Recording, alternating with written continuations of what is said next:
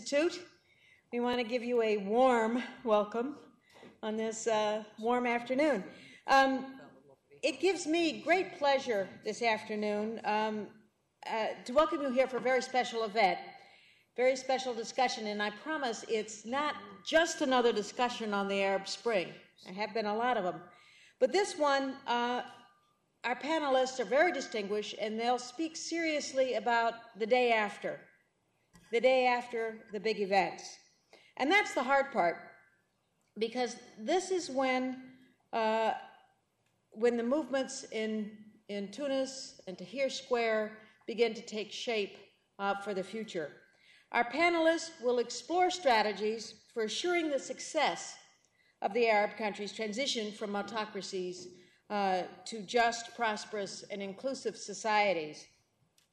As many have speculated, the success in Egypt and Tunisia, but especially Egypt, will help determine whether democracy and new open societies will take root throughout the region and, frankly, throughout the world.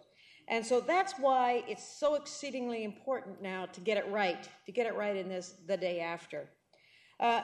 Because if you don't get it right in Egypt and Tunisia, if their economies don't recover, if jobs are not created, if all the voices are not included, there is the potential that the promise of the Arab Spring could revert and will at least stall.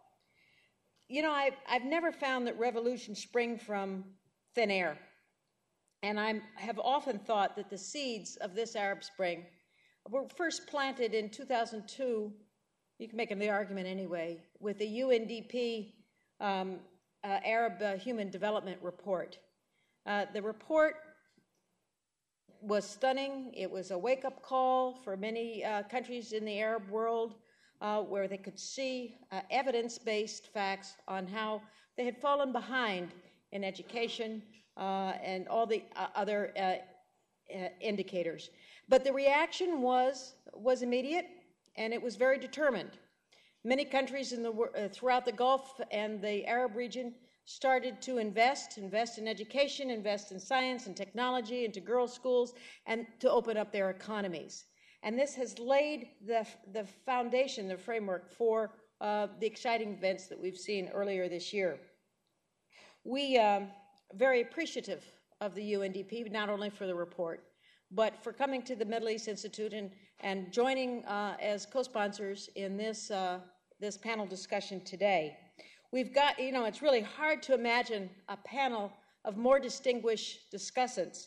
Helen Clark, we're going to begin by hearing from the head of UNDP herself, Helen Clark, who has assumed the office of Administrator for UNDP in April of 2009.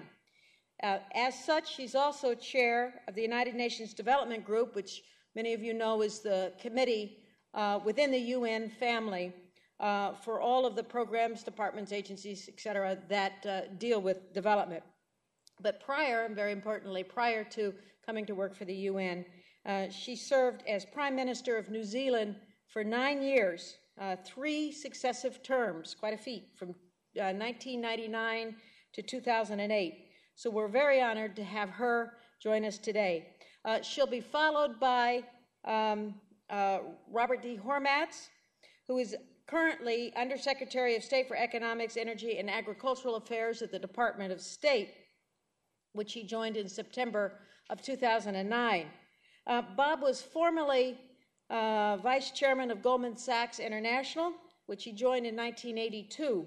And before that, he served a number of very important jobs within the administration, as I remember him as Assistant Secretary of Economics and Business Affairs at the Department of State, as Deputy U.S. Trade Representative, and as a senior staff member of the National Security Council.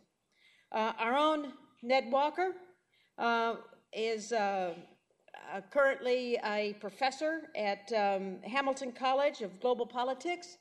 He is also a Middle East Institute scholar, and before that, preceded me as president of the Middle East Institute for 5 long years. Ned has had one of those star-studded careers in the Department of State. He served as Assistant Secretary for the Mother Bureau, the Near Eastern Affairs Bureau. He was Ambassador to Israel, Ambassador to Egypt, and Ambassador to the UAE. So thank all of you for joining us today, and I'd like to invite the former Prime Minister and current Administrator of UNDP to the podium. Thank you.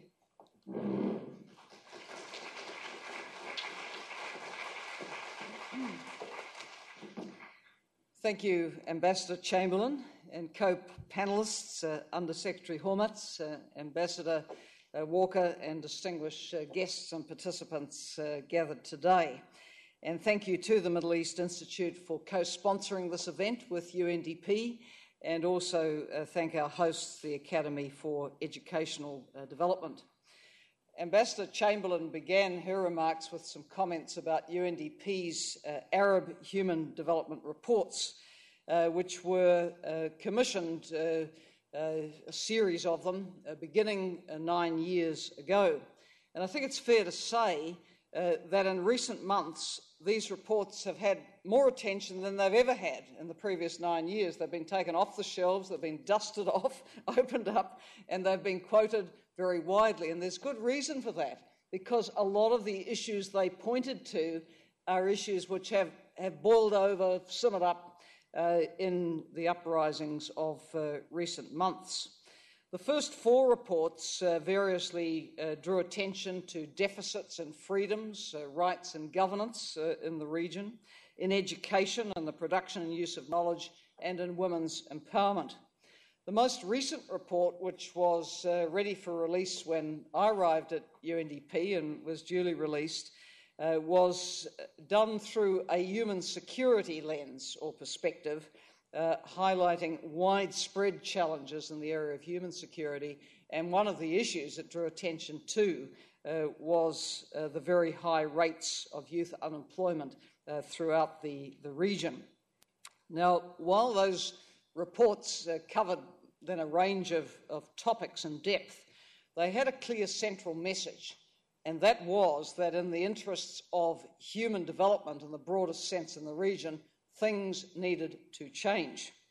And those who filled the streets and the squares of the Arab states at great personal risk and with great courage in recent months have been calling for that change to take place now. And they have been prepared to brave batons and bullets to stand up for their own deep desire for dignity, for opportunity, for the protection of their human rights. They have been calling for a meaningful say in the decisions which impact on and shape their lives, and for an end to corruption, injustice and repression.